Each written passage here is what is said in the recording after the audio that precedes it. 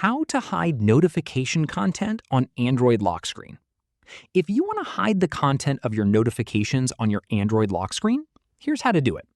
First, open the Settings app on your phone. Scroll down and tap on Notifications and Status Bar. Next, tap on Lock Screen Notifications. On this page, tap on Format. Keep in mind that the name or location of this option may be different depending on your Android device or software version. You'll now see three options: Show Notification and Content, Show Notifications but Hide Content, and Don't Show Lock Screen Notifications.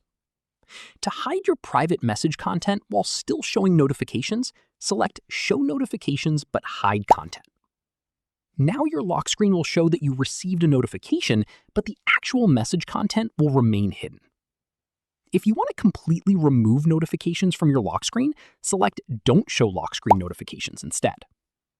Once you've selected your preferred option, go back and lock your phone to test the new setting.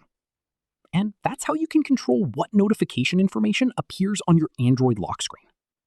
If this tutorial helped you, don't forget to like this video, subscribe for more helpful Android tutorials, and I'll see you in the next one.